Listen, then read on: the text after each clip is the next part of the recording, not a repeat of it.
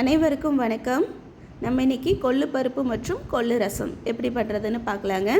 அதுக்கு முதல்ல ஒரு டம்ளர் கொள்ளை வறுத்து ஒரு 10 நிமிஷம் ஊற வச்சு வாஷ் பண்ணி ஒரு குக்கரில் எடுத்துக்கோங்க. எடுத்துட்டு 6 பல் பூண்டு, கொஞ்சம் சீரகம், கொஞ்சம் குருமிளகு, அப்புறம் மஞ்சத்தூள், பெருங்காயத்தூள், தேவையான அளவு தண்ணி ஊற்றிக்கோங்க.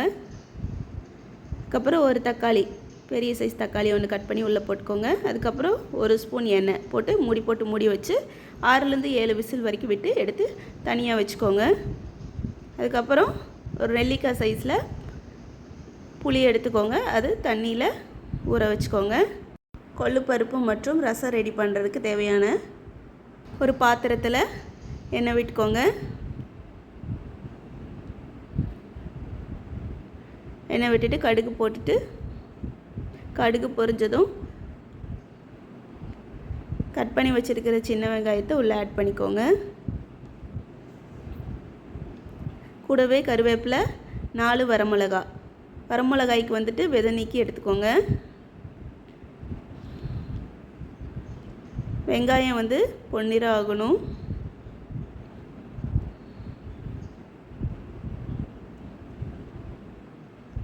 அதுக்கப்புறம் வேக வச்சுருக்கிற கொள்ளு பருப்பை மத்து வச்சு கடைஞ்சி எடுத்துக்கோங்க.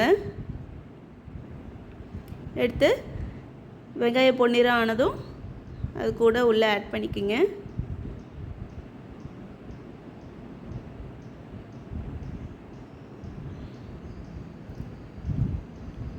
தேவையான அளவு தண்ணி ஊற்றிக்கோங்க. இப்போல்லாம் அடிக்கடி கிளைமேட் சேஞ்சஸ் இருக்கிறங்காட்டி வாரத்தில் ஒரு தடவை இல்லைன்னா 2 தடவை கொள்ளு ரசத்தை எடுத்துக்கலாங்க. கொள்ளு வந்து வெயிட் லாஸ் பண்ணுறதுக்கு இது நல்லா ஹெல்ப்ஃபுல்லாக இருக்குங்க.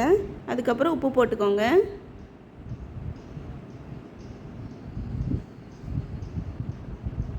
போட்டு நல்லா கலந்து விட்டுட்டு நல்லா கொதிக்க விடுங்க.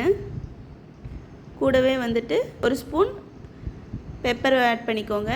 ஆட் பண்ணி நல்லா கலந்து விட்டுக்கோங்க. இடையில் உப்பு காரம் பார்த்துக்கோங்க, எது பத்தலை அப்படின்னா ஆட் பண்ணிக்கோங்க. காரத்துக்கு பெப்பர் தூள் ஆட் பண்ணிக்கோங்க. கரைச்சி வச்சுருக்க புளி தண்ணி உள்ளே ஆட் பண்ணிக்கோங்க.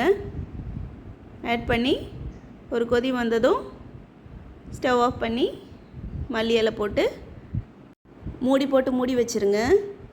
சளி, இருமல், த்ரோட் இன்ஃபெக்ஷன் இது எல்லாத்துக்கும் ஒரு நல்ல ரெமடியாக இந்த ரசம் இருக்குங்க.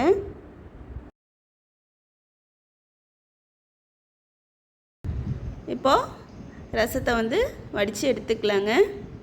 ரசத்தை வடித்து எடுத்ததுக்கப்புறம் பருப்பை மத்து வச்சு கடைஞ்சி சர்வ் பண்ணலாங்க. அப்படி இல்லை அப்படின்னா அதை மிக்ஸி ஜாரில் போட்டு அடித்து அதுக்கப்புறம் அது கூட நெய் விட்டு சர்வ் பண்ணலாங்க. குறிப்பாக இந்த ரசம் குழந்தைங்களுக்கு ரொம்ப நல்லது. சுடு சாப்பாட்டில் நல்லா பிணைச்சி கொடுத்தீங்க அப்படின்னா நல்லா ஹெல்த்தியானதாகவும் சளி, காய்ச்சல் எதையும் அண்ட விடாமல் இருக்குங்க. இந்த வீடியோ உங்களுக்கு பிடிச்சிருந்தால் like, share and subscribe. Thank you for வாட்சிங்.